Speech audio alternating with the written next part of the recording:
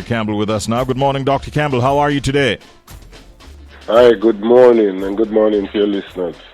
I don't know how to describe how I am today. Distressed is probably appropriate.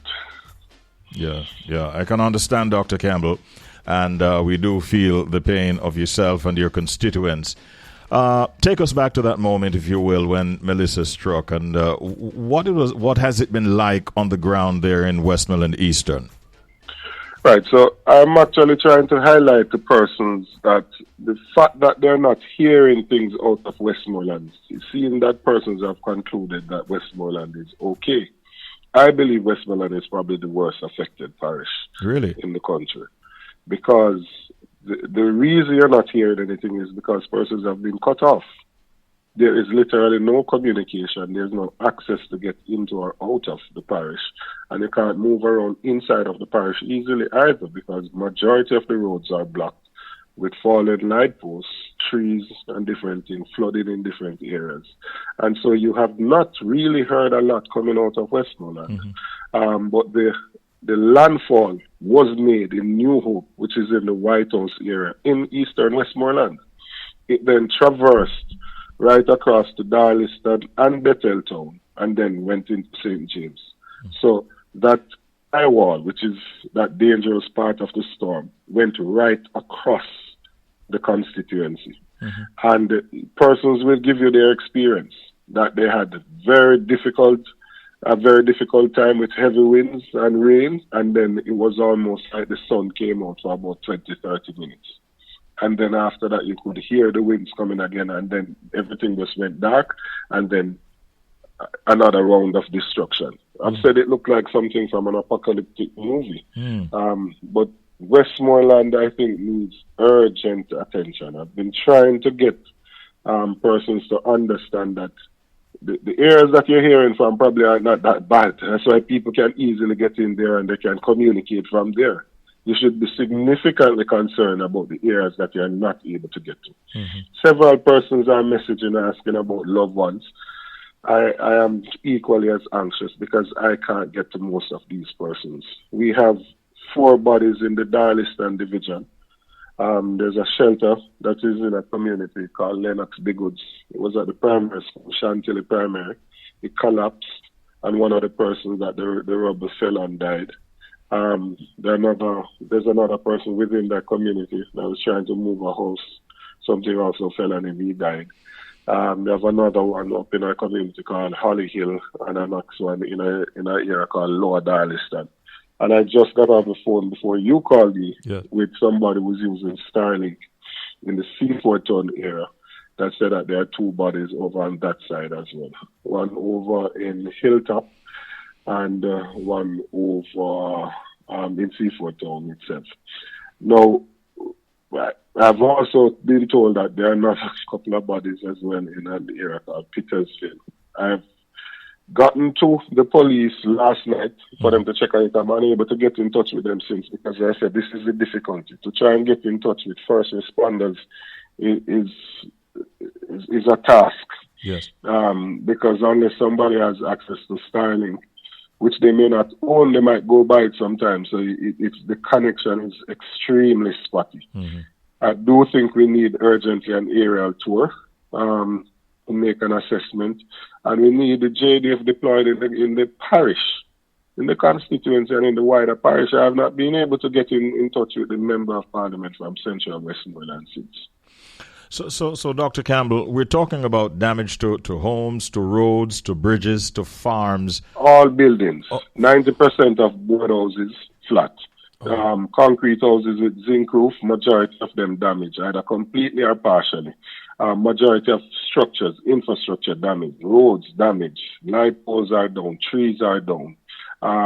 Farming produce totally gone. Even pineapple, something that is so low that normally survives a hurricane. I spoke to one of the big pineapple farmer that has his farm over in the coffee ground here, and it's flat. The gas stations, things was totally uprooted and gone. Some of the things. It's just a disaster. It is an absolute disaster that has taken place.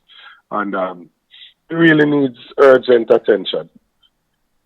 Oh, I my mean, goodness. it's not just about an MP walking around with a power saw just cutting some things. That's not the full extent of what is needed. I've heard some people say that, and I understand that in this time people are frustrated and that they may end up expressing a myopic view. But what is needed is really for the area to be treated as a disaster zone.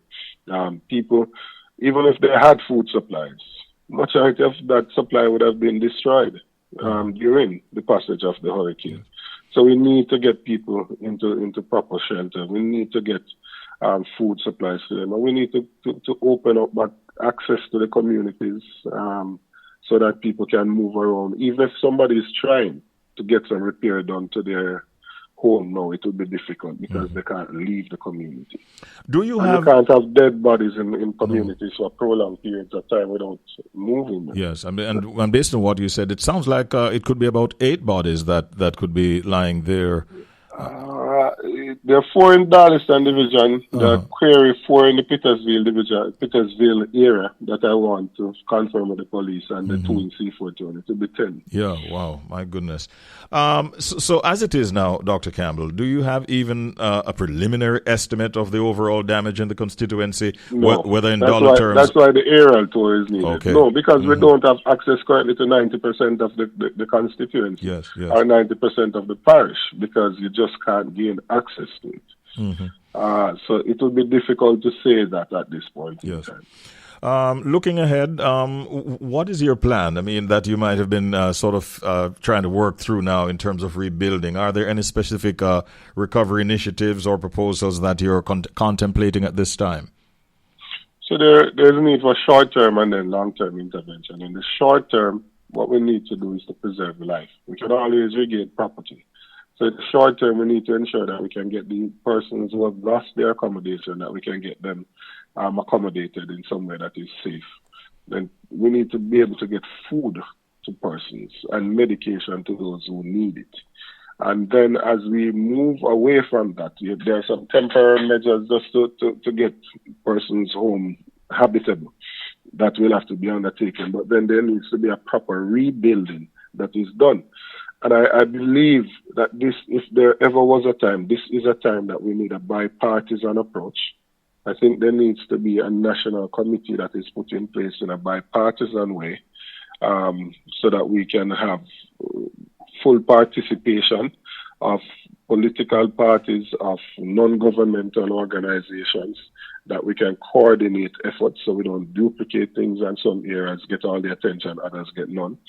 And we need to rebuild in a structured way so that we are not faced with this again whilst we are trying to rebuild, which is what has happened to some of these persons who were affected last year by burial, and before they could get fully back up on their feet, they're now being knocked down again. So we really need a coordinated approach going forward. As far as you know, the shelters are active and running well in your constituency? I couldn't say that because the gentleman from Seaford Town just told me that they had issues with the shelter there, and the shelter at Shanty collapsed that led to the death of one person. We're unable to get in touch with some of the other persons. You'd recall that the disaster coordinator for the parish had a health issue just before the hurricane made landfall. Yes. The other members of the team have been trying, but again, we haven't been able to get in touch with them. I can't reach the mayor. The mayor is one of my councillors, and I can't reach to the mayor. Wow. Not physically and not via any form of telecommunications. Yes. Major challenges down there in Westmoreland Eastern, where Dr. Dayton Campbell is the Member of Parliament. As you go along, though, persons, we have a lot of listeners in the diaspora and so on. For persons who might want to maybe contribute, maybe help in some way, form or other, what information would you pass on to them in terms of how they can reach out as time progresses? Well, we're trying to set up a coordinated approach to deal with this. The government has put an infrastructure in place to deal with it. As I said, the aim in these things is to ensure that you can get targeted intervention. So I'm actually having some discussion with our treasurer as well, so that we can put something in place. But we need to steady ourselves and be oriented so that we can put the proper measures in place. Yes. But certainly any form of assistance that will be coming to these persons would be more than welcome. Yes. If persons currently want to send something to the HQ, they could do so, the headquarters of the party, or if they want to use the channels that the government has in place. Okay. Dr. Campbell, thanks for talking with us this morning. I wish you well. All the best.